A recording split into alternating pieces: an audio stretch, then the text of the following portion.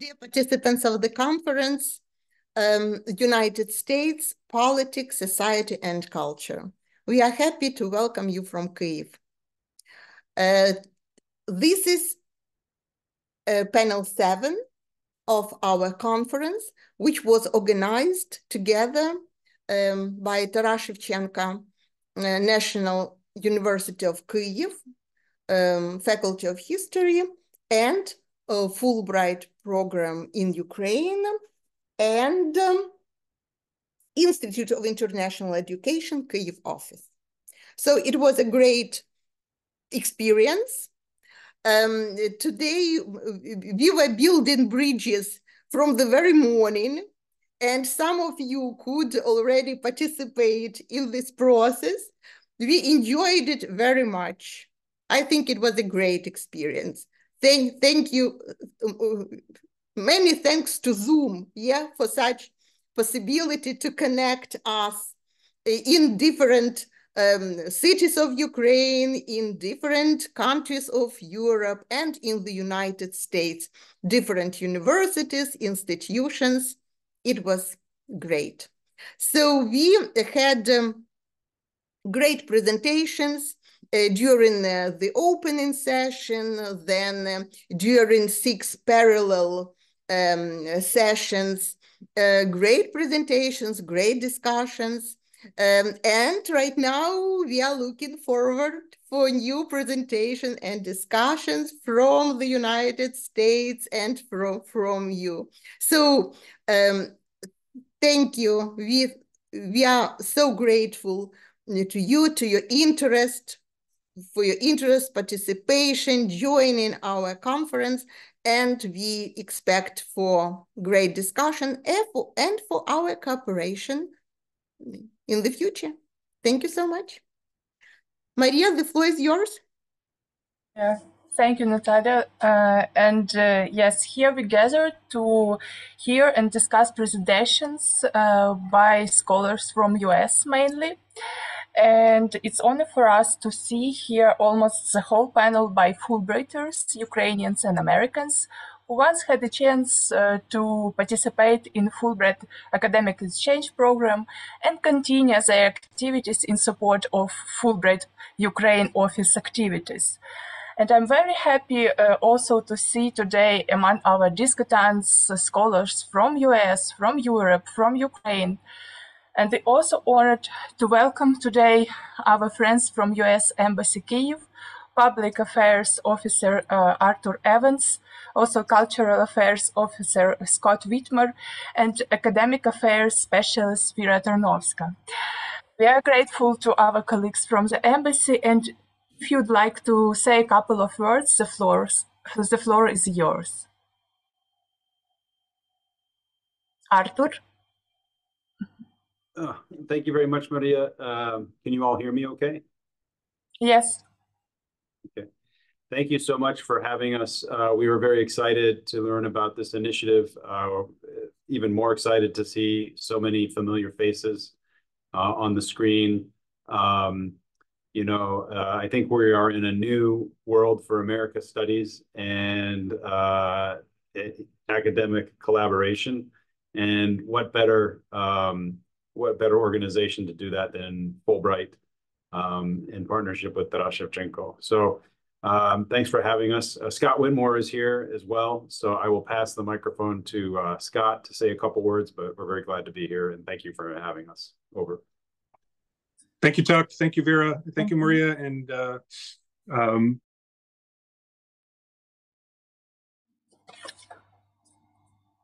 You are muted. You're muted. Sorry, Scott. That's a rookie mistake. My apologies. It's been a long day. I've been up for a few hours. Just wanted to say thank you, Nataliya, to Mariia, Jessica. Thank you, Chuck, also. It's been a pleasure to work with Fulbright all these years. It's been a challenge, of course. We've all had to adjust. But I'm just so impressed with the continuation of the exchanges and the development of these partnerships, and something that we're very keyed in on in the embassy, and we hope to do more and continue to support the programs and all that you do, and to expand it to other areas. American studies is a key area of interest of ours, as is strategic studies and different ways that we can help Ukraine not just win the war, but win the peace, is what we say at the embassy. We want to help rebuild, and I think Fulbright is a key part of that effort, building those key partnerships between America and Ukraine at a very high and important level. So I won't say more. You're not here for me. I'm here for all of you to listen. So just thank you again. Thank you, Tuck and Vera, for making this happen, and congratulations. Over. Thank you, colleagues. Yes, I will briefly say about how we will work. So we will have 10 minutes for each presentation. And after that, we will have a brief question and answers session, no more than 2 questions. And in the end, I hope we will have time for further discussion. So our first speaker is one of the best-known Ukrainian Americanists abroad, Dr. Volodymyr Dubovik. Only during the first year of the full-scale war of Russia against Ukraine, Dr. Dubovik gave more than 25 public lectures only in American universities. He is our cultural ambassador in the United States, and not only there. He is associate professor at Odessa Mechnikov University, and currently he is teaching at Tufts University, US. And we're thrilled to hear today Dr. Dubovik's thoughts on the upcoming election in US, these issues, the players' strengths, and how it affects Ukraine. Dr. Dubovik, the floor is yours. Yeah, thank you, Mariia. You're much too kind for such a nice introduction. I hope you can hear me fine. It's such a pleasure for me and an honor indeed to be speaking to you today. I thank everyone who was involved in organizing, from the embassy, from Fulbright, from Kyiv, Taras Shevchenko National University. So basically everyone who was somehow involved in putting together this conference. This last session where we have a chance, me and mostly my very good American friends and colleagues, and I actually recognize a lot of you here today, to put our thoughts about the situation inside of the United States, in US foreign policy, in US-Ukraine relations. I think it's very important right now. I don't think we should spend much time on convincing each other as to how important it is, because right now we are expecting for a long time now for a decision, a right thing to be done in the US Congress about a new package of assistance to Ukraine, and we hope that this will be resolved. But I'm not going to even go into that area, because I know that a couple of colleagues of mine will talk exactly about US-Ukraine relations. So I'll talk about domestic situation in US political issues this year of election. And of course, one can do a big lecture or even a course on US domestic politics in 2024, but I'm limited to 10 minutes. So let's go straight into the main issues and the players and how this current situation affects Ukraine. So the main issues are many. One might say that polarization of United States politics is at the previously unseen levels. This is a common phrase that we use, that Americans are polarized and divided and so on. But what we're seeing right now, I think it's really unbelievably unprecedented in the sense of how high can you get on this ladder of polarization. It's been said on many occasions that Americans don't even interact with each other too much these days, that they are living in the bubbles, and those bubbles do not intersect, they don't interfere, they don't meet ever. And that would be even an understatement, because of course a lot of people are getting their information from their beloved sources, and some of them are getting their information about the political situation, economic, social issues in the country from sources that are characteristic of the times of the post-truth, fake news, alternative facts, and so on. We've been knowing for a long time now. A lot of literature has been done in recent years on this phenomenon, starting from, of course, brilliant Peter Pomerantsev's book that nothing is really true and everything is possible. So that's a message being peddled primarily by Russian propaganda. But if you look into United States. That's also the guiding principle for some people, how they operate.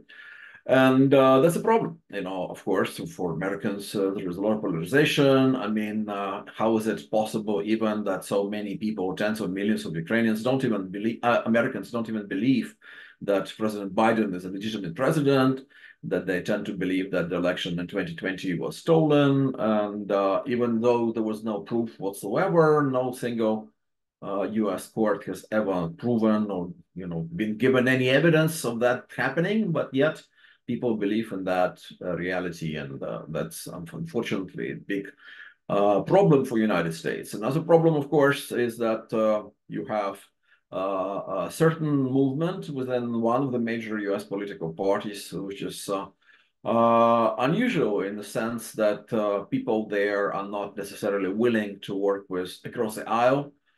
They are actually believing in a need for disruption of American politics, maybe undoing traditional American political system, maybe revisioning certain things. They often relate and to certain political ideals and norms. They talk about derogatively about deep state and things like that. So that's unfortunate. We're basically dealing with a bunch of nihilists and disruptors and people who are hell-bent on destroying American political system and see U.S. government as an enemy of the people. So that's a problem, obviously, naturally, for the country, for any country to have such a powerful movement where you don't trust your own government. You actually see your government as an enemy. So you're not necessarily thinking about, okay, what's the best way to cooperate with the government, or maybe even oppose that government. But when you're actually trying to undo that government, that's another scenario. Maybe through what they say, direct democracy. And of course, that's where we are reminded of dramatic events, of even tragic events of January 6th of 2021, when US Congress was attacked by a group of people and overrun by a group of people. So that's unfortunate. And other main issues are many.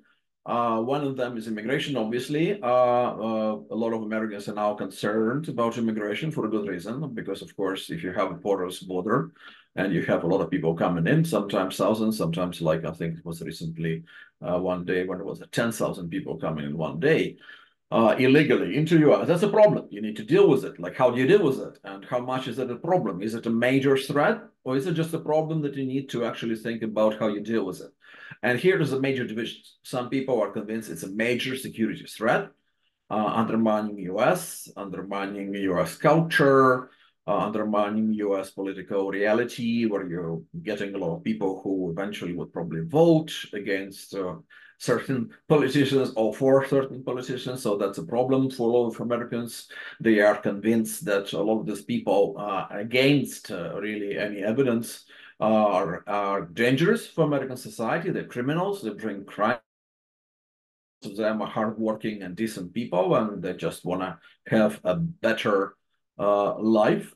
And that's all. But then on the other hand, you have another side of conversation where people say, yes, that's a problem, and we've tried to deal with it. And several previous administrations have attempted to have a tackle at this problem, starting at least to George W. Bush administration, which was actually very active in trying to solve that problem. And we may credit this to Mr. Bush actually being previously governor of Texas, so his own state was affected by legal migration very much. So the late renowned, estimable Senator John McCain was very active in attempts to solve this problem at one point or another. But the consequent administrations did that too, but the problem is not resolved. And right now you have radical suggestions on both sides. Not only you have people in the Republican Party who think that's a major threat to American security. So not China, not Russia, not even Iran or North Korea, but those people coming across the border illegally.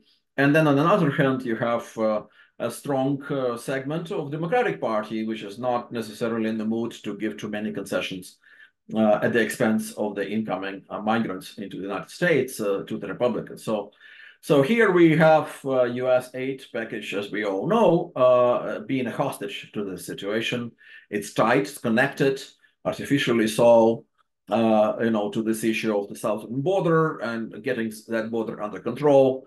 There are now, of course, attempts in both houses, but specifically in the House of Representatives, to actually disconnect it maybe from that issue of southern border immigration. Will that be successful or not? We'll see, because we're going to see House working, I think, in the coming days. And in fact, this little hiatus that they had, little vacation that they had, it didn't mean that they were not working, of course. I mean, they were actually working on finding solutions. So there are many options there and many ways forward, but we'll see. Obviously, in Ukraine, we're interested in a vote on the aid package to Ukraine happening sooner, the better. And we are also interested in seeing how much money eventually in the end will be given to Ukraine. So that's the impact that we are having on our war, of course, because in this war we are in a very difficult situation. And we are depending on American assistance. We all know that, luckily enough, European Union has passed a large assistance package, but that's not enough in terms of weapons. The US potential is still much bigger in terms of providing weapons and arms to Ukrainian armed forces than it is from a lot of European countries, even though they've scrambled now and try to send what they can to Ukraine. Another important issue has always been, taxation, how much taxes should be spent on what particular issues. What about Medicare? What about, Obamacare? Should it be undone completely? Should it be, as others would say, no, actually, we should build up on success of Obamacare and develop it even further. So there are all sorts of issues on this subject. Natural issue for American electorate, taxation, more or less, if it's more than what it's for. The budget deficit obviously is growing. That's another issue. You always had a bunch of people, actually both parties, mostly Republicans, but not just Republicans, who were fiscal conservatives, budget hawks, who are very much worried about all the situations with so much money committed here and there. You had COVID, and you had infrastructure bill becoming a law. All of that costs money. Now you're sending, weapons and assistance to Ukraine. That costs money as well. So there are a lot of people in the Senate and the House who are basically opposing sending more assistance to Ukraine, primarily basing their views and their statements and their positions on this issue of, like, we're contributing to this budget deficit. We're kind of creating this problem, even blowing it up more and more, this problem, the scale of it, for the future generations of Americans to deal with it. So that's responsible policies. And the one big issue, social issue in American life, has always been pretty much the issue of abortion. And that's really galvanizing people on both sides of the aisle. You had one people celebrating recently the Supreme Court undoing Roe versus Wade, and another side of America, actually, which is bigger side, if you look at the sociological polls, been really grieving about that decision by Supreme Court. And that galvanized a lot of the pro-Democratic Party electorate in interim elections, midterm elections, rather, in 2022. And Democrats are still hoping that upcoming elections in November this year, where you have presidential elections, but also a lot of local elections as well, you would have mobilized electorate on the side of left-leaning people, Democratic Party electorate, who would vote more actively maybe for the Democratic list of candidates, including President Biden, because they are upset about a decision on undoing Roe versus Wade by the Supreme Court. There are many other issues. Obviously, there is still an issue of economy. Here we actually get to a very surreal, I think, twilight zone situation, because American economy is actually doing pretty well. You have some record low unemployment numbers. You actually have a lot of job creation. You actually have people doing quite well. I mean, of course, you had inflation, but much of that inflation is offset by people's salaries growing as well. And I myself can say I haven't been in the US for like 3 years. That's unusual, unusually long for me because of COVID and then the war. And then I came to US after 3 years not being there, and I was surprised to see high prices in the supermarkets. I can attest to that. So inflation is real. and Americans are struggling with it. Many Americans do struggle with it, but at the same time, economy is actually booming right now. And it's another problem that the Biden administration is not getting kudos and credits for this economy doing well. Maybe they're not communicating what they've been doing for U.S. economy too well. In fact, I might argue that the White House hasn't done a very good public communication PR job on many issues, including helping Ukraine, because the focus hasn't been on explaining to Americans how assistance to Ukraine is actually in American national interests, including the financial, the mercantile side of the issue, where a lot of the money is actually ending up in U.S. And creating these jobs, including actually, by the way, a lot of military-industrial complex facilities in the South, in the red states, where many more jobs were created specifically because now U.S. is trying to accelerate the procurement process of arms being sent to Ukraine. So I'll end here. Yeah, I think I've managed to actually go across some of the major issues, most divisive issues. The trust, the taxation, the abortion, the budget deficit, the immigration. So those are the main issues that Americans are having their conversation about. But the problem is, as I said in the very beginning, and I'll conclude here, is that the conversation is disrupted. You know, you don't have this typical situation where Americans were able to get together at some point and interact and converse and actually try to be respectful to the opinions of the others on the other side of the debate.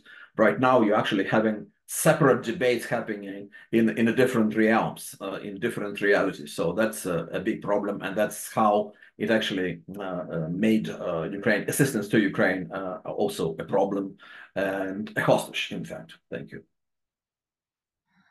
Thank you, Volodymyr. I had to do that, but in some time. Yes. Of course, I apologize. Yeah, we tend to do it. Yes. So thank you for your intervention.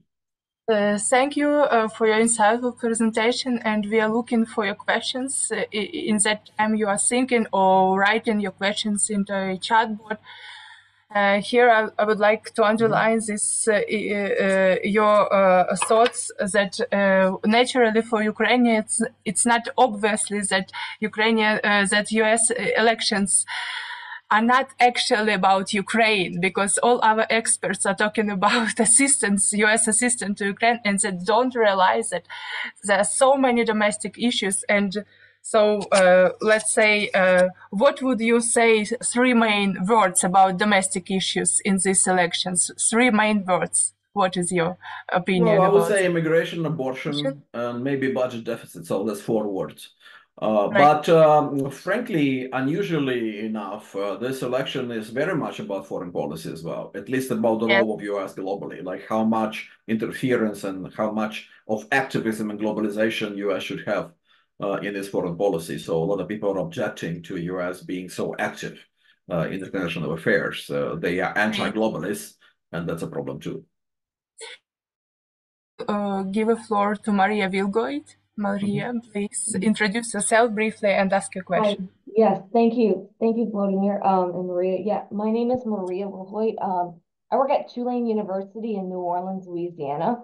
And my question for you, Volodymyr, I'm very curious. I know that the MAGA Republicans, they are very loud. They have an influence and power in our country.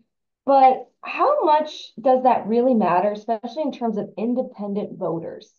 Where do they lie in this election? And do you think they have is there like a silent majority, or do they have a powerful influence that we're just not talking about? I mean, I know the MAGA Republicans and, Trump supporters are loud, but a lot of people are saying that, Trump might lose still in November because a lot of independents are not voting for him. They're not attracted to him. What are your thoughts on independent, those who are not really Democrat or Republican? It's a great question. I mean, but the problem is also with independents that many of them are not enthusiastic about Biden either. So you're basically having 2 presidents that are not popular with a lot of Americans, frankly, even including a lot of Americans who are on the Democratic side, usually on the liberal side of the debate, but they are not necessarily enthusiastic or excited about Biden at all. So, and that's where you have this independence being split. So the main problem for Biden, according to many experts, would be that a lot of people would actually stay home and not vote at all. With a lot of this Biden coalition with which he won in 2020, there are signs that many of those people are not going to do that this time around. there would be no booming. So just trying to deny Trump an opportunity to come back to White House would not be a reason good enough for a lot of people to actually go out and vote. And that could become a problem. Independents are split as well. You know, if you look at the major issues, like for instance immigration, a lot of them are worried about immigration. A lot of them are susceptible to the messages coming from the MAGA wing of the Republican Party about the border is not under control, what's going on there, and so on. Was budget deficit the same? Was helping Ukraine? Yeah, we are sending a lot of money to Ukraine, but situation on the front line in Ukraine is still very difficult. So a lot of people wondering aloud, including independents, many independents, like, is it even working? Are we helping Ukraine? Maybe it's time to actually cut supply and push Ukraine to sit down with Russians and negotiate some kind of ceasefire. So the Biden administration, like I said, didn't do a good job, I think, in explaining why U.S. should help Ukraine. Not as altruistic project, but more of actually this being in U.S. national interest. And the time was lost in that respect. And that allowed for the whole vacuum niche to emerge there, where you had anti-Ukraine propaganda, actually anti-Ukraine narrative coming in and taking space. And that's why you have a little lower level of public support in U.S. For Ukraine right now. So we'll see. I mean, of course, there is still some time. You know, we are only sitting here in a very last day of February, so we still have some time. There might be some dynamics here and there, but I think that the Biden administration should think really hard about some innovative approaches and ways of attracting new voters and actually bringing those who voted for him in 2020 back to the election stations. Thank you, Mariia. Yeah. Thank you, Volodymyr. And we are moving on. And our next presenter is Dr. Matthew Pauly, who is Associate Professor at Michigan State University and a true friend of Ukraine, who was U.S. Fulbright Scholar to Ukraine, actually at the Taras Shevchenko University Institute of Philology. Dr. Matthew Pauly also had experience working as diplomat at the U.S. Embassy Kyiv, and his topic today is Washington and Kyiv, U.S.-Ukrainian relations in the past and present. Dr. Matthew Pauly, the floor is yours. Dobry wieczór, u Kyiv. Thank you very much, Mariia. Thank you to Pani Nataliya as well. Just one brief correction. So I was a Fulbright in Odessa at Shevchenko University, but I was a recipient of an American Council's Fellowship that put me in the Department of History at Taras Shevchenko University. So I feel like I'm coming home in a way. To be honest, at first, I am a historian really of early Soviet Ukraine. That's my training. But I have this secondary role, which is really in my teaching at Michigan State University. I teach on history of international relations. And I most certainly emphasize in all my lectures relations between the United States and the Soviet Union, but also the long-range nature of U.S. relations with Ukraine specifically. And as Mariia mentioned, I was lucky enough to serve as a political officer in the political section of the U.S. Embassy in the early 2000s during what was dubbed Kuchma Gate, a very interesting time in Kyiv. There was no shortage of things to report on. Embassy officers may be appreciative of this. Nobody else is. I have this plaque over my shoulder, which is for the work I did on the annual country report on human rights, and it holds pride of place in my office. So I'm very happy to speak really to the two dimensions of my expertise. That is both as a historian of Ukraine, but really here today as a historian of international relations, in particular bilateral relations between the United States and Ukraine. So briefly, I've given a version of this talk before, but I only have 10 minutes, so I'll keep my remarks on the Ukrainian historical element quite short, but there's a purpose to what I'm trying to do, which is to speak to events in the history of Ukraine that have a bearing on international relations and certainly on U.S. perceptions of Ukraine. So it won't surprise anyone in this Zoom room that Russia has long sought to control Ukraine, even through an ostensibly international state such as the Soviet Union. I'd like to reference just as a list here and then underscore some salient points, I believe, that have bearing on our discussion of U.S. perceptions in regards to these events. The first is something that I wrote about quite early during the full-scale invasion. That is the first period of Ukrainian independence, the period of independence between 1918 to 1921, something Americans don't appreciate at all. And people like myself have been trying to talk about this particular history, but also Ukraine's long history even before that. So I'd reference this, right? This particular event that demonstrated Ukraine's determination to achieve independence and Moscow's determination to crush that aspiration. The second, and we have Professor Malko who can comment on this as well, this period of Soviet Ukrainianization.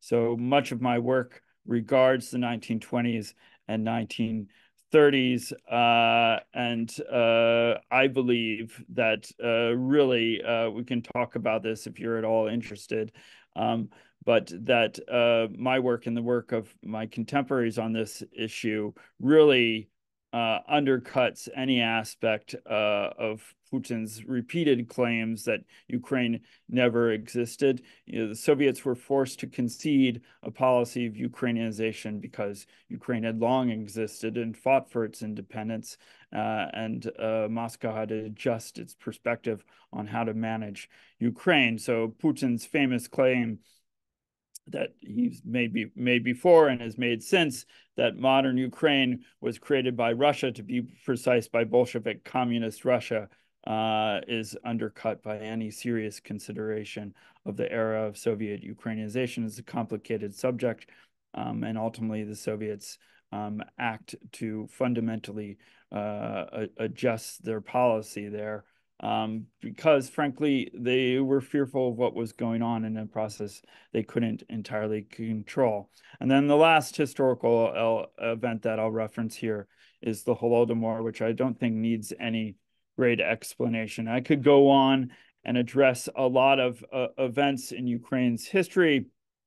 That is World War II, Soviet rule in Western Ukraine, events that occurred after the war, but I suspect many of you know this history well. And the reason why I just want to reference Ukrainian history at the beginning of my discussion is all these moments in history have an international element that have bearing on our discussion of American-Ukrainian relations, right? The U.S. refused to recognize the Ukrainian People's Republic because of their support for Poland and their privileging of the Polish fight against Bolshevism. So there is a long history that should be referenced there. Regarding the era of Ukrainianization, I would argue that if the U.S. was made aware of the aspirations of a modern Ukrainian independence movement between 1918 to 1921, even under the guise of Soviet rule, they had to wake up to the reality of a place called Ukraine, because there was a Ukrainian Soviet Socialist Republic. It issued documents that were distributed abroad in the name of this republic. We can query what it really was, but my work really regards education and schooling. So the Ukrainian Soviet Socialist Republic had a permanent representative in Germany from 1922 to 1927 that represented the interests of the Commissariat of Education. And my current work is on Odessa. And American visitors visited Odessa all the time to see what were touted by Soviet authorities as achievements of Soviet success, but they had to confront the reality of Soviet Ukraine when they went there. They often came by boat. They went to Crimea and then Odessa. visited important sites in Odessa, and I'd argue, you know, if they opened their eyes, they should have been aware that they were in a place called Soviet Ukraine. And then lastly, the Holodomor. There are people here who can speak to this even more than myself, most notably my former student, John Shevchenko, who has demonstrated through his own work that there was international aid given to Ukraine even after the height of the famine. There was an awareness on the part of American farmers that famine was going on in Ukraine, and Ukrainian Americans forced the U.S. Congress to be engaged in historical discussions about the famine. So the U.S. Commission on the Ukrainian Famine that was formed in the 1980s did a really important work creating a record of testimony about suffering in the famine. All this, I'd suggest to you, should have made Americans much more aware of Ukraine before the moment in 1991. And yet, despite all this, I think there was a misappreciation of Ukraine, an ignorance, a continued willingness to see Russia as a sort of sole successor of the Soviet Union, and thus deserving of a primary role in the former Soviet space. This changed over the course of Ukrainian independence, but I think ultimately it was the Ukrainian struggle against Russia that definitively forced a shift. So my argument here is that after the U.S. recognition of Ukrainian independence in December of 1991, the U.S. provided critical aid to Ukraine to enable it to construct a democratic state that Ukrainians themselves desired. But successive U.S. administrations continued to defer to Moscow and to Russian interests, and internal Ukrainian political struggles complicated the U.S. formulation of a Ukrainian-friendly American policy. So I'm going to list several things here that should be familiar to anyone who understands the history of U.S.-Ukrainian relations, but I think they're important to underscore, and they play into a larger argument that I'm making about a sort of paradoxical policy, right? So Ukraine is the third largest recipient of U.S. aid after Israel and Egypt in the 1990s, and yet the U.S. Doesn't fully appreciate, I would argue, what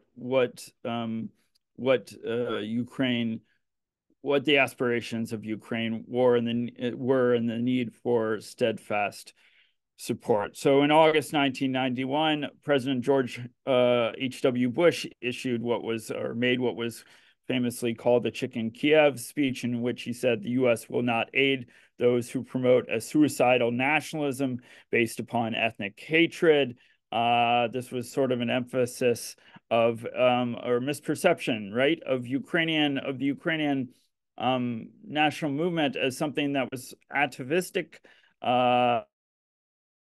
intent on sort of an allegiance to kind of primordial nationalism rather than a legitimate drive for what the U.S. should have always been interested in, that is, Ukrainian aspirations for self-determination. And the White House failed to recognize Ukrainian independence really until the collapse of the Soviet Union was all but complete. They also insisted on the denuclearization of Ukraine and viewed Russia really as a guarantor of stability in the post-Soviet space. And continually, the U.S. had a sort of reluctance to quickly ensure security guarantees for Ukraine, although it ultimately did so famously in this Budapest memorandum. But they did so really to just make sure that disarmament happened. It's not that they were disinterested in Ukrainian independence, but the primary motivation was to ensure that disarmament occurred and occurred completely. There was also an unwillingness to specifically call out Moscow for its interference in its 2004 presidential elections, although ultimately George W. Bush viewed Ukraine as representative of his so-called freedom agenda, in which he promoted liberal democracy as a kind of innate good. And then penultimately, I would argue there was a failure of the Obama administration to provide initial lethal aid to Ukraine in 2014, even when it was clear that Russian conventional forces had invaded the Donbass.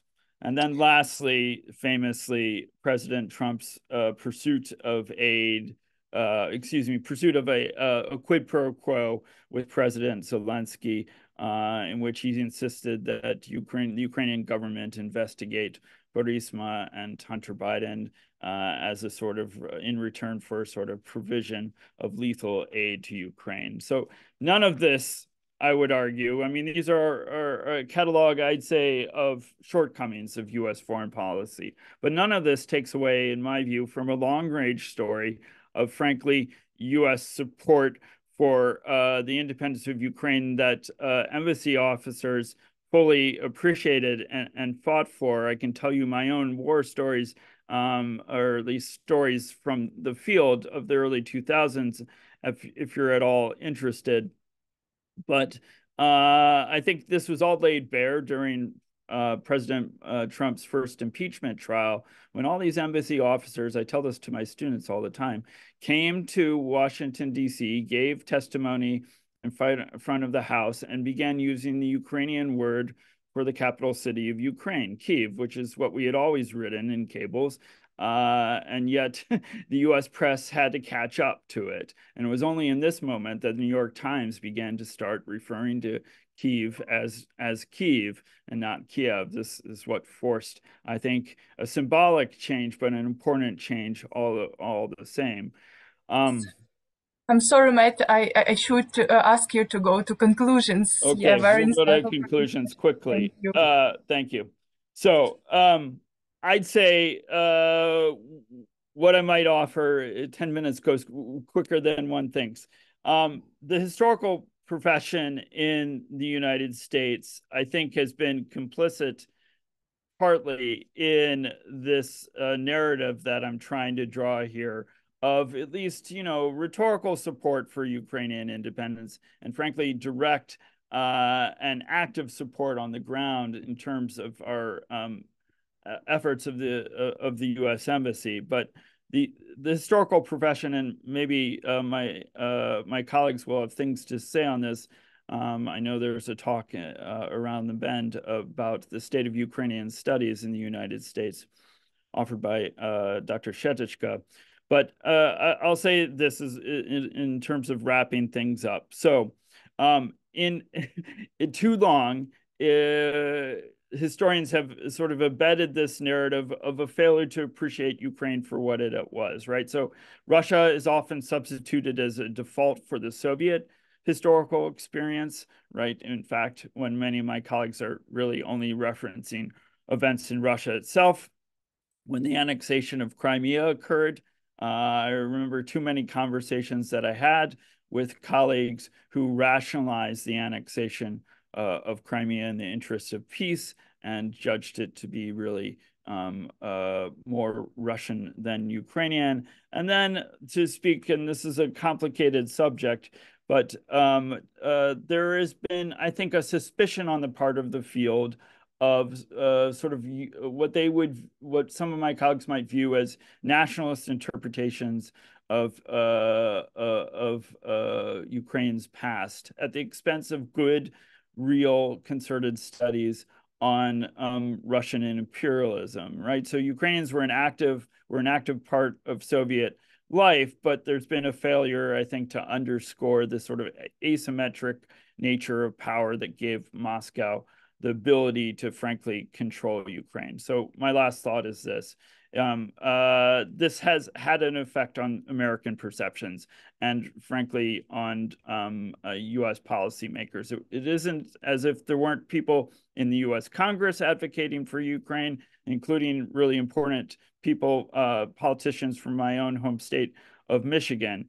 But frankly, in the end, it took the Ukrainian people to force U.S. policymakers to recognize Ukraine for what it is, a democratic state subject to imperial subjugation, and for American policymakers and the press to do away with really simplistic interpretations that were still around in 2014 and after, right? That Ukraine is divided ethnically and linguistically, and one could create a line of partition relatively easily. The sort of a universal retort of the full-scale invasion forced many Americans to wake up. I hope we still have work to do, is what I would argue, but I hope our sort of pessimism about the U.S. elections I hope this pessimism doesn't prove to be warranted, and that there is a moment that happened in 2022 that forced not only the White House, not just the White House, but sort of the broader foreign policy establishment to understand Ukraine for what it was, but most importantly, the American people. So I'll leave it there. Ultimately, it's the Ukrainian people that did this way more than historians like myself. Thanks. Thank you, Dr. Pauly, for your presentation and also for your work in teaching Ukrainian studies in US, because yes, this war is in many cases is about disinformation and fake history presented by Russians. And all Ukrainians are grateful for such American lecturers like you who shed the light on our past. Thank you. And we have a question from Dr. Tatiana Hrenchak. Please, you are welcome. Introduce yourself briefly and ask your question. Thank you very much. My name is Tatiana Hrenchak. I'm a visiting assistant teaching professor at Syracuse University. And thank you very much for such informative presentation, your speech, and your perspective on Ukrainian Washington-Kyiv relations. So my question is, you told actually about the history of Ukraine and American relations since 1919. Actually, and you emphasized these moments with a situation with our independence, a chicken Kyiv speech, and nuclear weapons. So we can see that all the time the USA tried to avoid the situation, kind of avoid to annoy Russia because of Ukraine. And even today, with clear pro-Ukrainian rhetoric, we can see that US support remains restrained a little bit. So incomparable, for example, with the situation in Afghanistan. And now in academic circles, we can hear again and again that we need to respect Russia's interests, and we need to maybe not need, but we heard about possibility to force Ukraine to negotiate with Russia. And in your opinion, what's the chance that this permanent sacrifice of Ukraine for global peace will not be repeated this time? So my question about your vision of our future, of the future of Ukrainian-American relations. Thank you. Thank you. Thank you for the question. I think it's an important one. I mean, obviously, I can't predict what American voters will do. That's ultimately going to be the determinant here. I do think the rhetoric has changed, not completely and utterly. You know, I was rushed in my presentation, but what I would like to strongly underscore is that that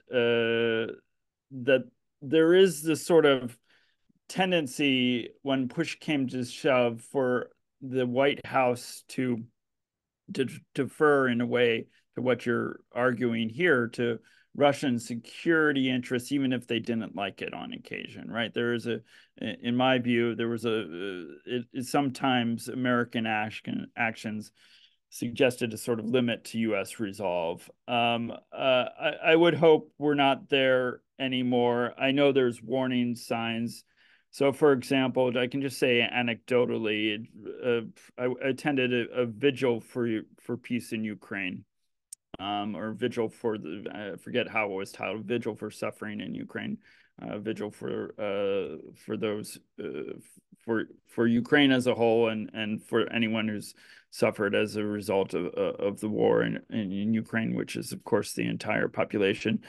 And it was a sort of interdenominational prayer moment. And one of the speakers took the time to give us a lesson in the Salvadoran Civil War. And in my view, make a sort of implicit comparison to Ukraine. I mean, the general argument was the war ended when people had enough of the violence and people were willing to negotiate on peace.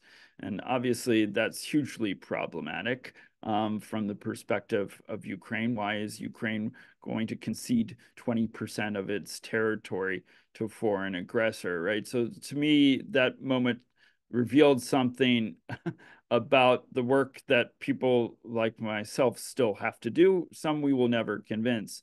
But it also, I think, speaks to an unfortunate sentiment on some part of the population that sees this as still kind of an expanded civil war, right? And doesn't truly recognize Ukrainian sovereignty for what it is. So my hope is that's a distinct minority of the population. I think it's growing, is growing smaller. Certainly grew much smaller by each passing month in from 2022 to 2023, and now we find ourselves in this moment where isolationist voices in the Republican Party, in particular, are having an impact on debate over this defense bill. And but it's not just all on the right, I guess, is what I'm underscoring. So these are moments of anxiety that I have. Ultimately, I still hope people will make the right call, but I think Volodymyr is correct in saying that Biden didn't do enough to convince, to create an argument whereby Americans are convinced that they're just not offering charity, right? That this is fundamentally within the security interests of the United States. What I've argued repeatedly is we have this immense defense budget, and Ukrainians are spending their lives in fighting this war, not only for Ukraine, as you rightly underscore. So why shouldn't the money be given? There's no way you can convince me, and I think this should be put plainly in front of every American. There's no way you should be able to convince most Americans that Russian victory is going to be in the American interest, right? Russian occupation of Ukraine, God forbid. I think if you put it that way, many Americans would adjust their perspective. But I do think, this was a relatively recent event that I attended in which, I've heard something that I've heard before, but I'm surprised in a way that was still there. And then, just briefly, about nothing being off the table and the potential of ground troops, NATO ground troops going into Ukraine. I'm in no way to be prognostic on that, but I thought the narrative that the press was providing was somewhat disturbing as well, as if Macron's comments were provocative and Putin's actions were not. So these are moments that give me pause. But I do say, I would, not to be overly pessimistic, I did a lot of public speaking in 2022 and 2023, and there was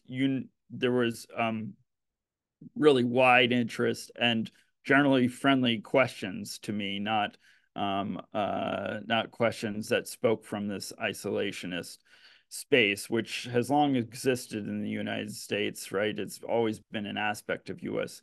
foreign policy. My hope is it remains a minority view in the end.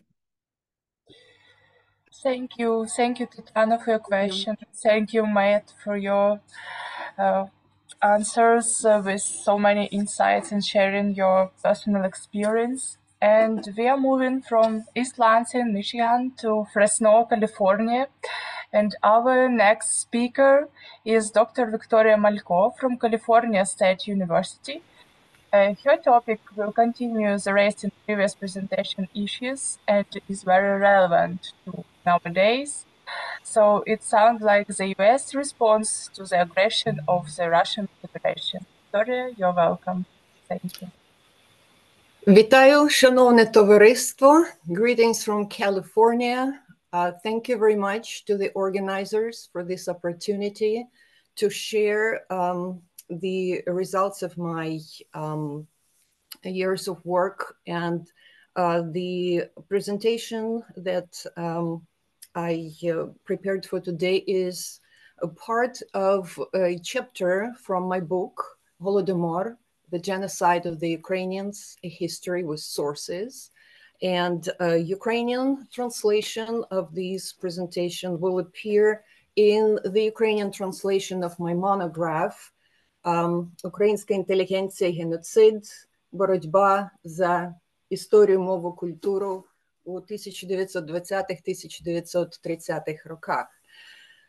So, for the third time in history, Ukraine has become a battlefield in the geopolitical struggle between Russia and the West, which is, the historians argue, the result of the Cold War that emerged with the division of the world into two incompatible systems, Woodrow Wilson's capitalist democracy and Vladimir Lenin's communist dictatorship. While Woodrow Wilson made the world safe for democracy, his principle of self-determination did not apply to Ukrainians, as Tamara Hrenchak pointed out. Thus, Ukraine's independence was sacrificed for the sake of quote-unquote Russian unity. The consequences were the Red Terror, the Lenin's famine of 1921-23 in Ukraine that drowned in blood its national liberation movement. Lenin's disciple, Joseph Stalin, consolidated the totalitarian system and implemented his predecessor's policy toward Ukraine that led to physical, biological, and cultural genocide against the largest non-Russian captive nation. Franklin D. Roosevelt's administration not only did nothing, but also never acknowledged publicly Stalin's crimes.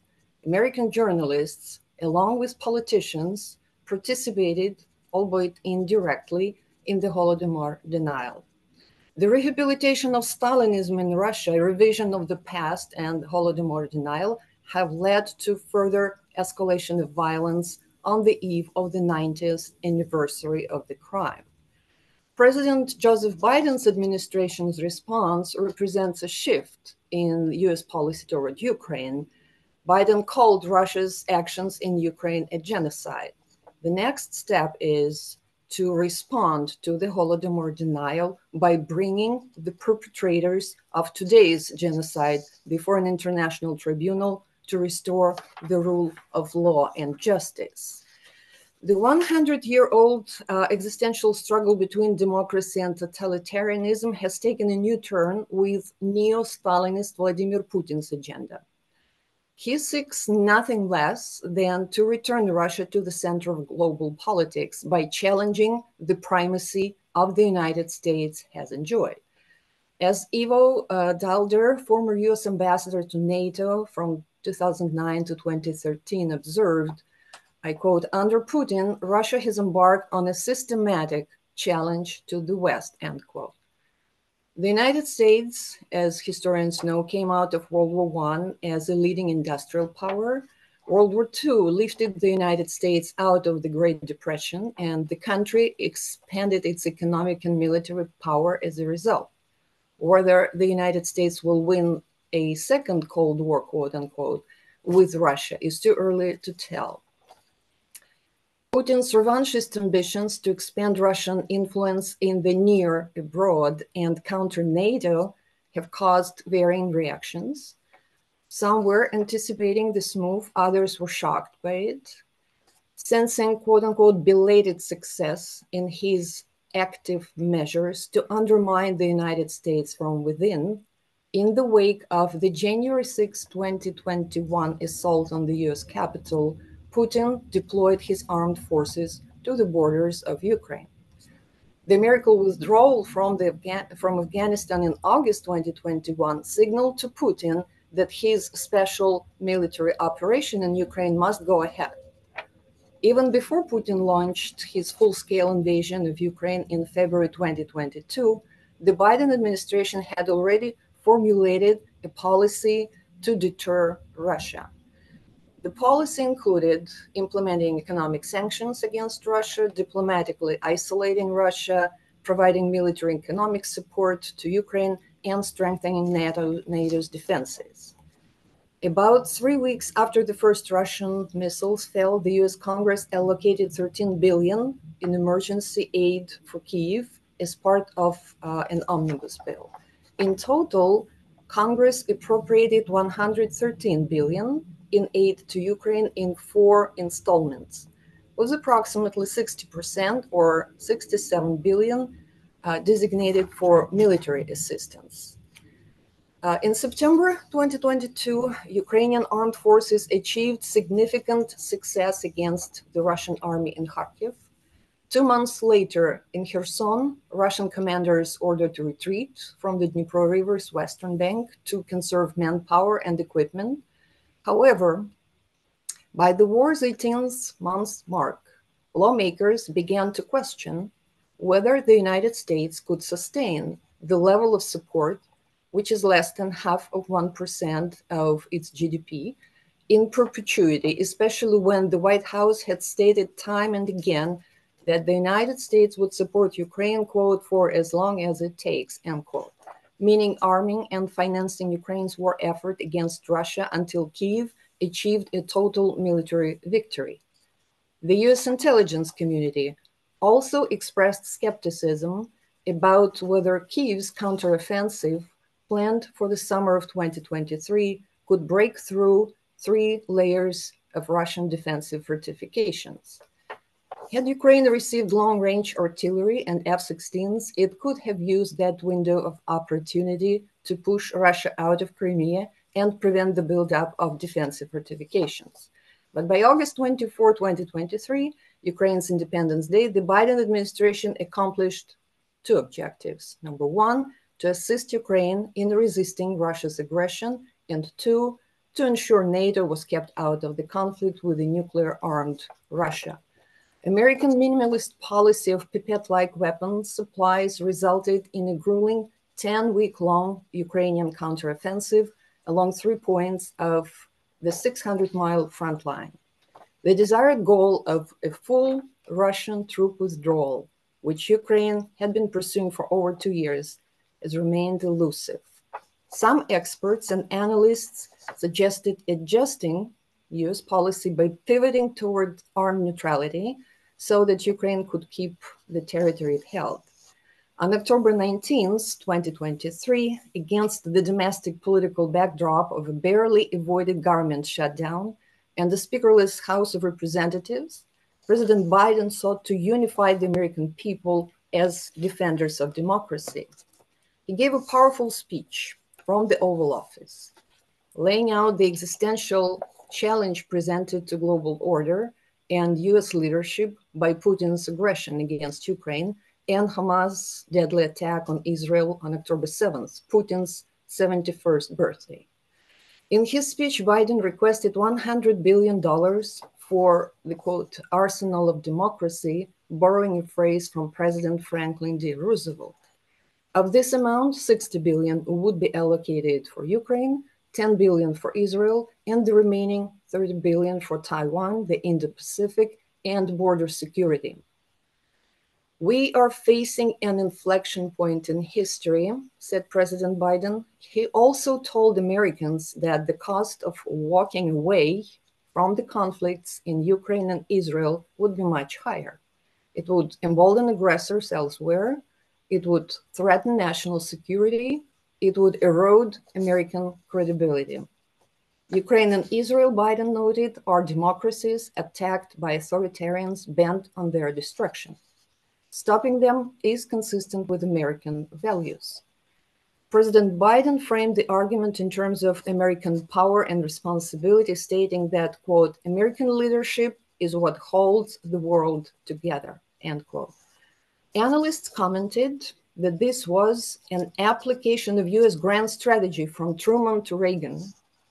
Critics pointed out that Biden did not outline a way out of the conflict or define the precise goals the United States sought to achieve by supporting Ukraine.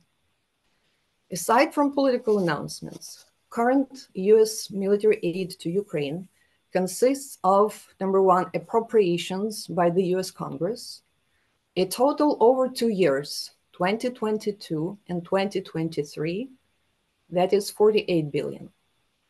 And number two, commitment from the US administration, a total of 44.5 billion. By November 2023, the actual military aid delivered to the Ukrainian territory had been 20.2 billion. Most of it delivered within the first 18 months. The level was reduced to 200 million per month, a reduction of 80% in November and since then. These 20 billion divided by 20 months of war equals 1 billion per month. Russia spends 15 billion per month, whereas Ukraine spends 3 billion of its own, plus 1 billion of US aid and another billion from European partners. The ratio of Russia's 15 billion for the war effort is 3 times larger than Ukraine's 5 billion per month. During World War II, for historical comparison, the United States provided military aid to the United Kingdom in the amount of 40 billion per month, which is 40 times more than for Ukraine. But the United Kingdom was stronger to resist Nazi aggression. So these numbers come from the interview conducted by Jason J. Smart, interview with Andrei Illarionov, a former economic policy advisor to Vladimir Putin. And Illarionov concluded that if the United States with partners do not step up the military aid, they, I quote, put Ukraine in a position to be destroyed by the aggressor. Putin will not stop, and he will move until he's physically stopped. Moldova and the Baltic states will be next. Thank you. Thank you, Dr. Victoria Malko, and your presentation and your, let's say, these charts that you shared with us are impressive, and I took some notes, and for sure will share this with my colleagues. And yes, we have question from Dr. Tatiana Hranchak. You're welcome. Thank you very much. I have a question. Thank you very much for your speech. I agree with all your conclusion. And my question is, actually now, we can see that, as I told before, that USA is absolutely pro-Ukrainian. But we can see that US response to Russian aggression is rather reactive than proactive. And we know that if we want to win, we should have strategic initiative. We should be proactive.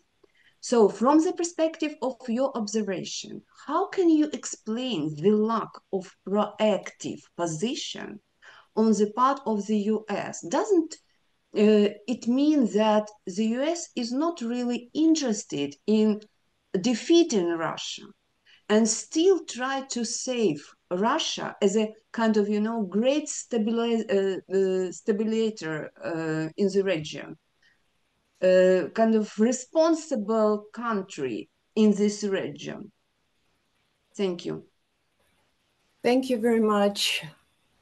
It's a long question, and probably you know the answer. And this answer comes from my research that I did when I started studying history. I wrote a thesis on Russia's war in Chechnya, and I examined responses in Russia and the United States. And so that was when Russia began to roll, when it's suppressed its own population, actually committed genocide of the Chechens, something that Anna Politkovskaya wrote about, that cost her her life. And so, and what was the reaction of the West? I concluded my thesis, and it's a very sobering conclusion, because I have seen that throughout history, irrespective of Democratic or Republican administration, American policy toward Russia has been consistently, and I quote, engagement, not confrontation. So where does Ukraine fit into this relationship between the three great powers that are members of the UN Security Council? Russia, China, and the United States. And the United States throughout history actually has helped to build up Russia, constantly trying to see that Russia would not be dismembered or any other excuses, just beginning with Woodrow Wilson's administration that was so concerned to deal with one indivisible Russia, to have a kind of one entity with which to conduct trade. And so from Kyiv Chicken Speech and other efforts to discourage Ukrainians from their foolishness, their independence, we see time and again that the Wilson's administration, State Department,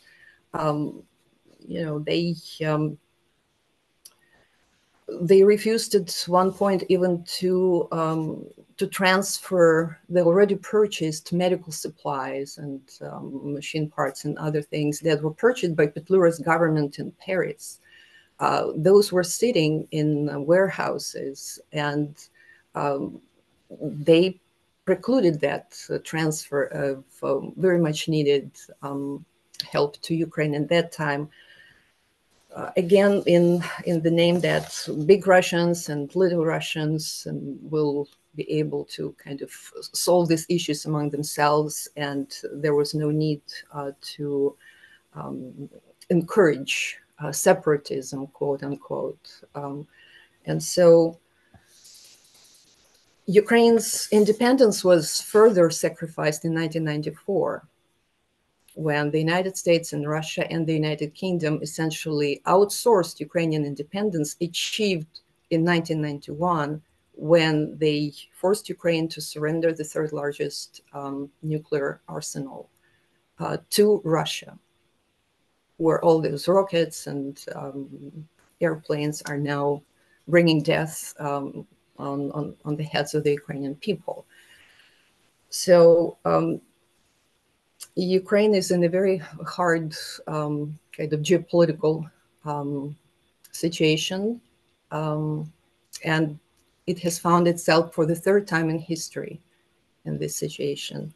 I very much hope that we, through the Ukrainian studies programs, can educate the American people, the politicians, the diplomats, about the importance of Ukrainian history, and that the vote in support of Ukraine, standing with Ukraine, would really help bring reforms in Russia itself. So we shouldn't be worried about whether Russia would collapse or not. So there is a lot of... I'm sorry, I think we should worry because Russia should collapse. Yes. And this situation can stabilize a region, finally. Right. Give Thank freedom to all the people. We have another question, and please, Nataliya Gorodnia, you are welcome to ask a question. I'm sorry to interrupt your colleagues, but we have 2 more presentations today and need to give the floor to all of them. Please, Nataliya. Yeah, actually, you know, I have some comments, but I think it takes time. That's why if I have time at the very end of our meeting, I have some questions and comments. But first, I think we will listen to other presentations, yeah, and then if we have time. So the questions were raised here, very important, and the answers are not so simple as we would like to give simple answers. Actually, recently I read some papers by George Kennan, very influential in the United States scholar and diplomat. And I found so many interesting information about his impact on US policy on the Soviet Union, the Russian Federation right now, and Ukraine. And as we know, American scholars and diplomats, they studied Kennan's papers sentence by sentence, word by word. And over there, you will find a lot of interest in actually, if I have time at the very end, I will comment. Yeah, if not, perhaps I will even record a separate video because it was actually my topic for today's conference. So I think everything is not so easy as it looks like. Yeah, thank you so much. Thank you, Professor Gorodnia. Yes, and as Dr. Malko mentioned, that Ukrainian studies in US have mission to shed this light about Ukrainian history. And here now it's honor for me to give the floor to Fulbrighter, to another true friend of Ukraine in the United States, Dr. John Setechka. He was on his Fulbright in Ukraine at the Institute of History, National Academy of Sciences, just in times when the full-scale war started. Since the first days of war and till now, and we know that in future he stands with Ukraine. And today, Dr. Setechka is joining us from Harvard Ukrainian Research Institute with his brief overview exactly of Ukrainian studies in the United States and how these studies changed since the full-scale war. Dr. Setechka, you're welcome. Thank you. Добрий день, добрий вечір. Дуже дякую за запрошення. It's a great honor to be speaking with all of my colleagues here today, especially as part of the Fulbright family, which I'm eternally grateful for. And it's just a pleasure to be with you all and talking about important issues. And I'm very grateful that Professor Malko provided a transition about the importance of Ukrainian studies, of which I would like to speak on now. And just start with the fact that I think that Ukrainian studies is not only of academic interest for us, but also of security interest for the United States. And I'll talk about this a little bit today. From the onset of some of what I will call Putin's erroneous speeches on history going back to July 2021 and in February of 2022, scholars within Ukrainian studies have been critical for countering Putin and Russians' arguments about the non-existence of Ukraine, and the academics that are involved in Ukrainian studies are central to displaying the history of Ukraine, talking about its people, its language, its culture.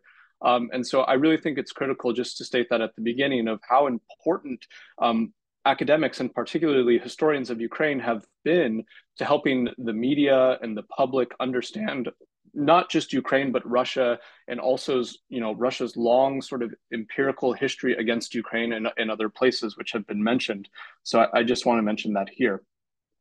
I join you from Harvard Ukrainian Research Institute, which was actually founded in 1973 and is celebrating its 50th anniversary this year. So it's an important year to be at the Institute.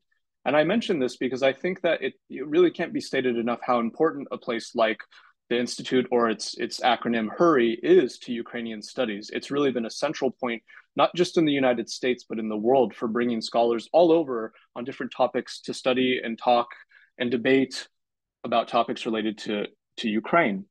Now, I could talk about many different factors in the West and in North America particularly. There's also the Canadian Institute of Ukrainian Studies and others, but I want to focus just on the US today because I only have very limited time. Going back to really the 1960s and the 1970s is when there was sort of a real emergence of Ukrainian scholarship in the United States. It started earlier in Canada in the 1940s, actually, like in Winnipeg and Saskatchewan, where cultural courses on Ukrainian topics were first taught. But it was really the Ukrainian immigrants and the diaspora populations that came over in the 40s and 50s that started studying Ukrainian in some serious manner before it actually got to an academic context. And in the United States, when it started to get into an academic context, it was limited to sort of government departments and political science departments. It would take a long time for it actually to become somewhat mainstream in places like, history departments and Slavic languages and literatures, which to this day, I would argue, are still dominated by Russian studies to a great degree. So I think that the impact of this war has sort of a few components that we need to discuss. One is that there is a long history of Ukrainian studies in the United States, and we should, explicitly state this. But that being said, Ukrainian studies exist on a much smaller scale compared to Russian studies, and this is a well-known fact. Now, we also have to admit that Ukrainian studies enjoys a sort of privilege that other area studies don't, in the sense that there are several places to study Ukraine, Ukrainian language, Ukrainian history in the United States. One can go work with somebody like Professor Pauly, Professor Malko, or others, Serhiy Plokhy at Harvard, Tim Snyder at Yale, who's released a great course for everybody to watch about Ukrainian history. There are places to go. Whereas, our friends in Belarus or Kazakhstan don't necessarily have the same type of centers or availability for study that Ukraine does. So we have to look at it in sort of a twofold position. On the one hand, Ukrainian studies is sort of privileged. On the other hand, there's just not enough of Ukrainian studies, and it still is subversive to Russian studies to a great degree. Now, the war has changed this dramatically. When I got back from Ukraine in the fall of 2022 and started teaching again, I was teaching a course on, it was called Europe and the World. And the first thing that the students asked before anything is they said, when are we going to talk about Ukraine? Now, this was a great surprise for me because students weren't always interested perhaps in Ukraine, or at least US students in the same way. But they came to me without any prompting asking when we would start to talk about Ukraine. And for me, it was a noticeable shift in the way that students were thinking about the region. And they wanted to know, and they didn't say they wanted to know about Russia or Soviet history per se. They came directly to me and said they wanted to know about Ukraine, which means that they knew something about Ukraine and they wanted to learn more. And what's happened with this war, sort of ironically to Putin's dismay, is that by him implying that Ukraine doesn't exist and was invented by Russia, it's actually invited a wealth of people to be interested in Ukraine and understand its history. So when they deny past like the Holodomor and others, it's actually caused a lot of students and colleagues that I work with to start teaching about these topics in full force. And scholars write to me and others about what sort of Ukrainian texts they can use, what sort of Ukrainian scholars they can reference, guest speakers to bring into their classes. And there's been a change in demand for Ukrainian studies that I think is sort of unprecedented. And these come with the realities of war. Now, as we all know, the full-scale invasion caused one of the biggest refugee crises in Europe since World War II. And what happened with this, and many of my colleagues here understand this even better, is that it displaced many Ukrainians, among them academics. Now, on the one hand, this has been a reason to build institutional capacity between Ukrainian and American institutions. So for example, I always point to the American University in Kyiv and Podil, near where I used to live. And there's great cooperation between Ukrainian scholars and Kyiv School of Economics is also bringing in scholars from the United States on a regular basis to give lectures. And on our end in the United States, we've done what we can, and it hasn't been enough. And I wish that we could do more, but some of these things are out of our control as sort of educators and professors, is we have established some positions for Ukrainian scholars to come and visit in American institutions and study and research and teach. So I think this is important for a couple of reasons. One is it's exposing now US students to Ukrainian studies in a new way. They're not just hearing about Ukraine from Western scholars who work on Ukraine, such as myself, but they're hearing from Ukrainian scholars themselves about issues that are, sort of examined in a way that they haven't heard before. And this has been a good thing for education in the US. So in some ways, there's availability and a bigger capacity of Ukrainian cultures, such as Ukrainian language, history, sociology, political science, you name it. There are probably more offerings than ever on those topics with the Ukrainian focus because of the war and because those Ukrainian scholars are working in American and Western institutions and delivering knowledge to our students. But the reality of this is it's temporary, and that these fellowships are not forever, sometimes for a year, sometimes less. And then our colleagues have to scramble to find other, avenues for income elsewhere, and many of them have to go back to Ukraine. So I think that this is an issue that needs to be talked about more, is how to sustain, these sort of institutional building capacities for a longer term, and to get our colleagues in Ukraine to be in the US for longer periods, and for us to be in Ukraine for longer periods when it's, feasible. I will also talk quickly about the change in studying Ukraine, and I'll give you an example from the historical profession. So when, those of us who teach Ukrainian history, we often rarely get to teach a class called Ukrainian history. It doesn't happen too often, and that's due to a number of factors. But because of the war, many of my colleagues are now actually teaching histories of modern Ukraine, or similarly titled sections of classes in their universities. So Ukraine is front and center in some history departments, which is great. But most of us teach Soviet history and as sort of a survey class. And what's going on now is colleagues who have sort of approached the Soviet Union as equaling Russia, which it does not, of course, are starting to think about the Soviet Union in a bigger capacity beyond Russia alone, and trying to decenter perspectives that don't just include Moscow or St. Petersburg, but attending to places, like Kyiv and others. And so there's been sort of an approach to decolonization. It's a big buzzword in our field right now, and it's caused actually a lot of academic division, which is a topic for another day. But I think it shows you that there's still some resistance by a number of academics to the viability of Ukrainian studies long term. There's still some resistance to what that means, because it challenges the sort of Russian hierarchy that has existed for a really long time. But that being said, people are starting to change their syllabi. They're incorporating texts written about Ukraine from Ukrainian historians and from others, which is great because it's getting knowledge about Ukraine into students' brains. And this is another way that I think the war has sort of changed Ukrainian studies in a positive direction, but for how long that will happen, I don't know. The other reality, and I will say this as a sort of from a perspective as a young sort of emerging early career scholar, is that I was fortunate to not be raised in the Russian studies world. I came from multiple advisors that identify as Ukrainianists, as Ukrainian historians.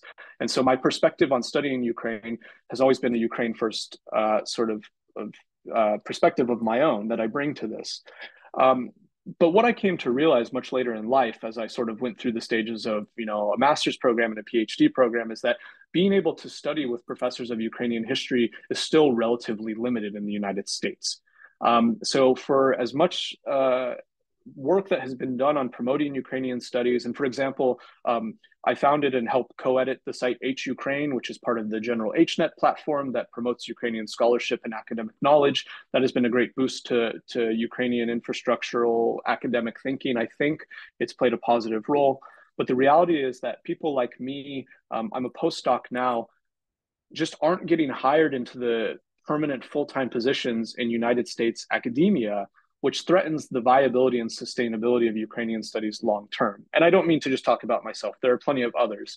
But the trend has, not, and I don't want to paint with too broad of a brush, but our colleagues that study Russian history, it tends to be that they're the ones sort of getting hired in, Soviet history jobs and other jobs, whereas those who work on Ukraine are not getting hired in the same way or in the same numbers. And this is problematic, I think, because there's a moment here, a real moment to make a change in academia in the United States focused on Ukraine that's not being met. And until we get people in full-time permanent positions that teach about Ukraine, I think that we have cause to worry a little bit, because remember, we can't just pivot to those who haven't been working on Ukraine for a long time. It's not fair or expected of our Russianist colleagues, those who work on Russia, to then be experts on Ukraine. And this is problematic for a number of reasons, right? And many of them have tried and failed at this. And there are some who are very good-willed and good intention that are trying to make themselves more knowledgeable about Ukraine. But at the end of the day, it's those of us who work in Ukrainian studies that should be teaching about Ukraine. And fortunately, I'm joined by some colleagues here that get to do that in a full-time profession. And I hope that we build on this in this moment, because as I mentioned at the beginning of this talk, and I will wrap up so we have time for Lucy's talk and a discussion, is that I think that we're in a really critical moment in Ukrainian studies in the United States, and we have a chance now to build Ukrainian studies centers. I echo what Olesia Hromechuk argued for in a piece at the start of the full-scale invasion, is where is the Lesia Ukrainka Center for European Studies, right? When we have that, we'll know there's been a shift. But for now, we still need people that know Ukraine well to get into permanent academic positions, not only to produce knowledge, but then to train the next generation of students, not only undergraduate, but graduate students, that can then continue building these relationships with our Ukrainian colleagues. And so I hope that, you know, the benefactors in the diaspora and our American colleagues and our embassy colleagues will, you know, continue to help build these institutions, to help build these relationships. I can't wait. Hopefully someday I will be able to have a permanent academic job and bring my students on academic exchanges to Kyiv so they can understand what it's like to come to Ukraine and study there rather than go to somewhere else like Moscow. And I hope that we create and endow some more Ukrainian studies positions for future scholars as a way to help sustain Ukraine and also our commitment to Ukraine in the long run. So I'll end there. Thank you very much.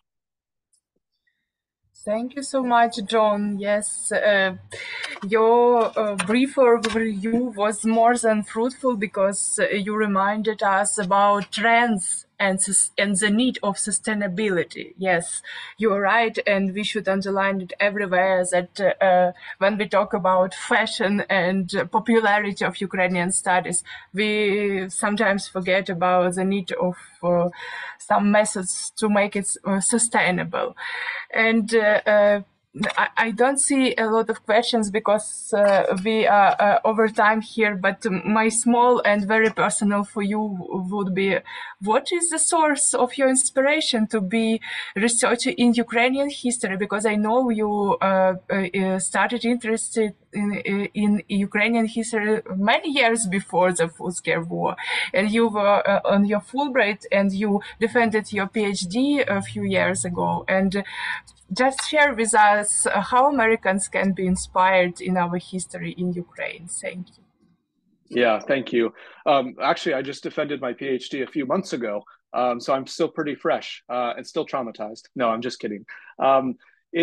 So I came across Ukrainian history on accident as an undergraduate student. I had a lecture by the wonderful professor of Ukrainian history, Steven Siegel, who you might know. He ended up being a mentor for me and my advisor as an MA student and an undergraduate student. And that's when I first heard a lecture in his class on the Soviet Union about the Holodomor.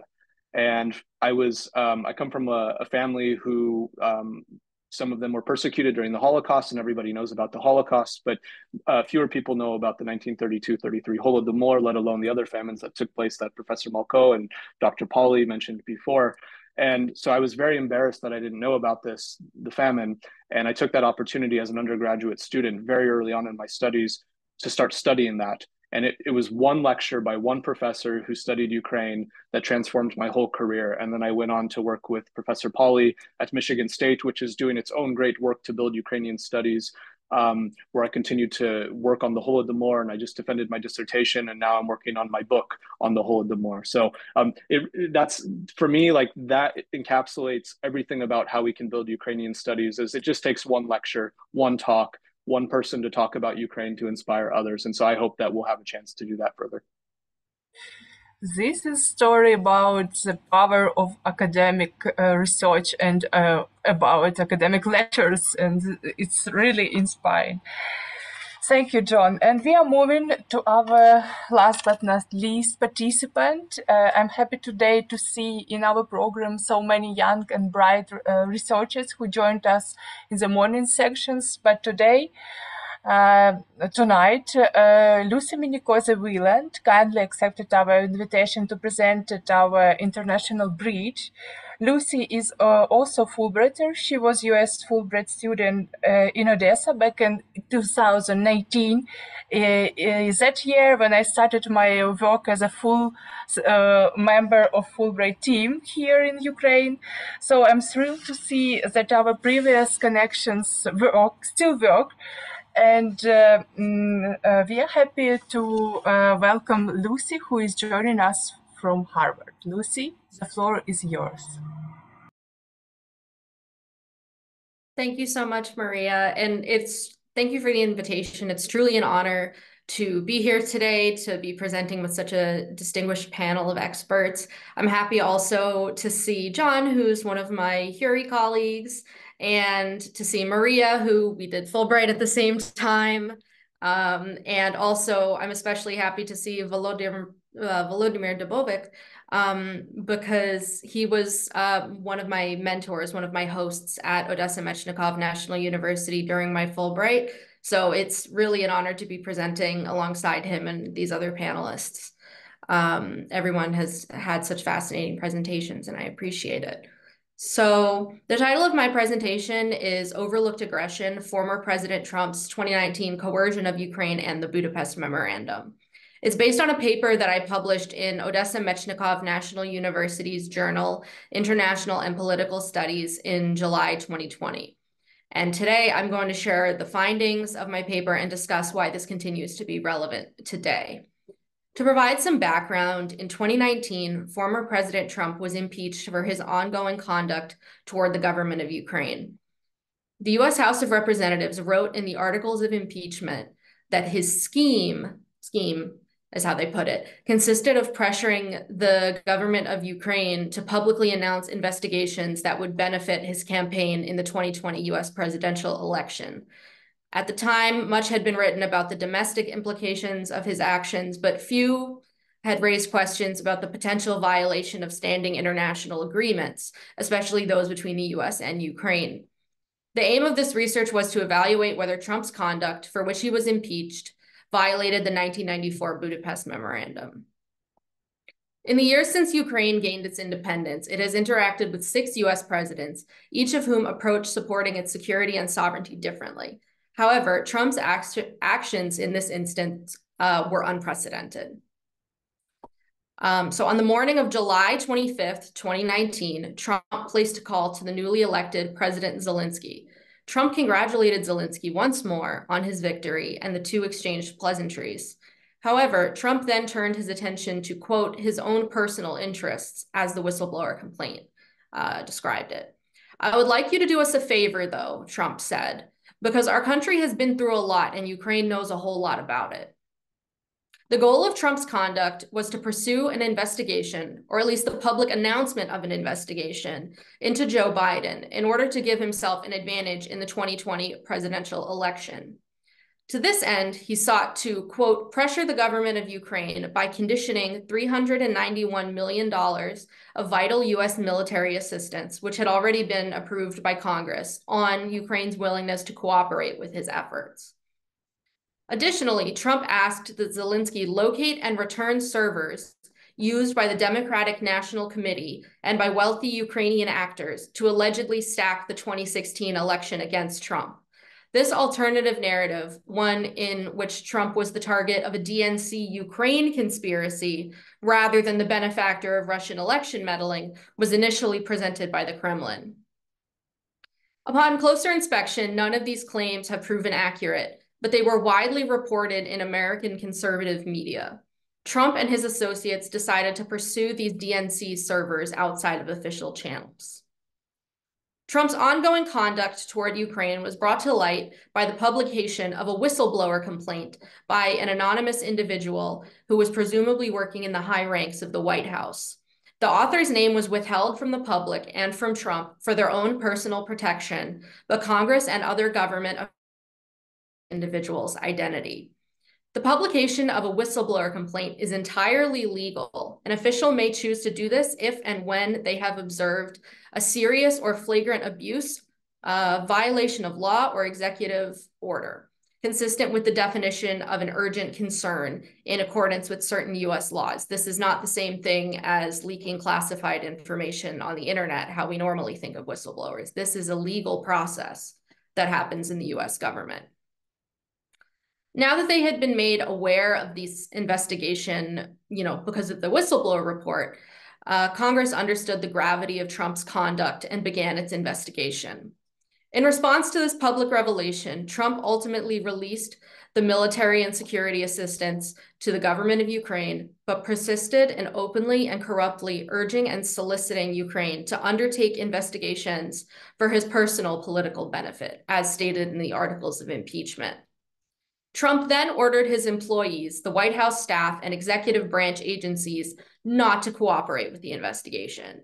This was an unprecedented act, pitting two branches of government against each other, which are supposed to cooperate and serve the people of the United States. Impeachment is the only way that a US president can be charged with a crime in the United States. Only 3 US presidents have ever been impeached: Andrew Johnson in 1868, Bill Clinton in 1998, and Donald Trump in 2019, and again in 2021. After hours of extensive debate and discussion, Trump was impeached on December 18th, 2019, for the high crimes and misdemeanors of abuse of power and obstruction of Congress. Impeachment serves as a confirmation of Trump's wrongdoing in his conduct toward Ukraine and toward the US. In the eyes of the House of Representatives, Trump pressured a foreign government, abused the power of the presidency, and did so for personal political gain. So let's talk about the Budapest Memorandum. I'm 100% confident I don't need to explain what the Budapest Memorandum is to a room of Ukrainian and American experts on the subject, but I'll reference a few relevant sections. So Section 3 of the Budapest Memorandum is the most applicable to the conduct of Trump and his associates in 2019 because it focuses on non-military threats to Ukrainian sovereignty and security. An important extension of Section 3 of the Budapest Memorandum is that, as directly cited in the document, it acts on in accordance with the principles of the CSCE Final Act. I conclude that Trump's conduct toward the government of Ukraine violated the Budapest Memorandum based on an analysis of the relevant sections of these documents. To cite specific terms in each of these policies, Trump and his associates used an act of military or of political, economic, or other coercion to subordinate or influence the internal affairs, political, social, economic, or cultural systems, or laws and regulations of Ukraine in order to serve his own interests or to secure advantages of any kind. Even though this instance of Trump's conduct was unique in that it directly violated an international agreement, detrimental foreign policy and the degradation of international norms were nothing new for the Trump administration. Looking toward the future, there is a legitimate possibility that Trump will be reelected in 2024, and the political ramifications of this could be enormous. Referring to Russia's invasion of Ukraine, Trump has made claims that he will, quote, end the war in 24 hours if he is elected president. He stated that he would do this by attempting to bluff both Zelensky and Putin in order to force them to make a deal, regardless of what that deal might look like. His strategy would essentially hold the Ukrainian people hostage in an effort to, quote, end the war as quickly as possible, most likely to frame it as a win to domestic audiences. So what would this deal look like, assuming he made one? In the past few months, numerous US politicians have suggested that Ukraine should accept a ceasefire agreement that involves ceding some of its territory to Russia. Some of them are among a group of Trump-supporting Republican congressional representatives who seem determined to block the passage of US aid to Ukraine at any cost. For this reason, we can assume that this is the type of deal that Trump would be happy to push for. However, as I wrote in an opinion piece for the Cipher Brief that just came out yesterday, a negotiated settlement with Russia would not be the quick fix that some Western experts and policymakers are suggesting it would be. Instead, if Ukraine cedes some of its territory to Russia, it will provide the Kremlin with exactly what it wants: a way to control the direction of Ukrainian politics, violate any ceasefire agreements with impunity, and once again prove that the West will allow Russia to continue its reign of terror over its near abroad as soon as it becomes inconvenient to continue supporting its strategic partners. In other words, the West will once again support Ukraine for as long as it can, but not as long as it takes to achieve victory. It is crucial to remember and to remind policymakers that providing aid to Ukraine is essential to the security of the entire free world, and that includes the US. If Trump were to win and continue this type of conduct, more than just Ukraine would be at stake. In 2019, former President Trump violated the Budapest Memorandum, and it is crucial that the American people and policymakers prevent him from doing it again. Thank you. Thank you, Lucy. It was a powerful presentation, and we have a question from Mariia Wilhoit. Mariia, welcome. Okay, thank you. Hi, Lucy. Good to see you. This is great. I mean, we don't know if Trump's going to win in November or not. I think regardless, his rhetoric is having a strong influence as we're seeing in U.S. politics, particularly with Mike Johnson and the MAGA Republicans.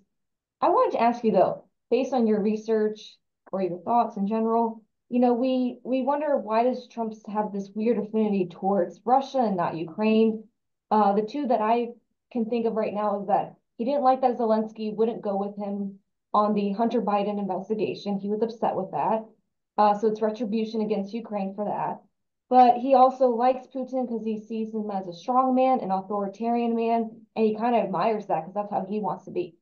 Are there any other reasons that you've thought about or discovered maybe why Trump is just weirdly being pro-Russian or, you know, favoring Russia over Ukraine?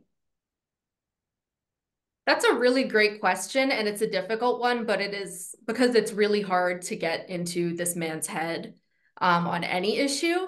However, the trend that I was seeing leading up to, say, the 2020 election, even around this time, was just an admiration for authoritarian leaders. I think you're spot on that that's the type of leader that Trump wants to be. He wants to control the US in the way that Putin controls Russia. And I think the implications of that it's accurate in every sense, that he does truly want to be an authoritarian leader, even though I don't know if he thinks of it that way, but he's quoted Mussolini in the past. He's quoted other dictators. To me, it just seems that, as you mentioned, he has an affinity for authoritarian leaders because of their strength. He probably perceives it as strength with which they have control over their country. And I think he even said something to this effect after having a meeting with Putin, that he praised him for the level of control he has over Russia. This was around 2020. It was while he was still president that he said this. So to me, I would lean towards the fact that he admires Putin's control and that he wants to have control. And I think he also sees himself as like this genius deal maker, that he thinks that just on his skill, the art of the deal, like he can just somehow solve this incredibly complex issue with just like bluff both parties.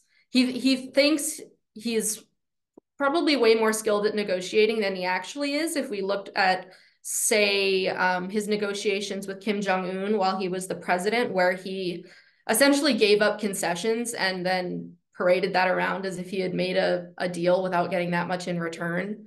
So to me, I think there's also the fact that he's reading what his supporters are saying, which it is true that while the American public does support Ukraine, there are those who are like, why are we spending this money in Europe? Why isn't Europe dealing with their own problem? We have immigrants coming in from Latin America. That's our national security concern. Why aren't we dealing with that? They're much more pro-isolation. They think it should be America first and that we shouldn't be getting involved in any foreign wars, as they put it. So I think those are just a couple of elements of like, he's also trying to please his domestic audiences and being like, he sees the tide among them being like, oh, why are we pro-Ukraine? We should be focused on the US itself and not worry about this.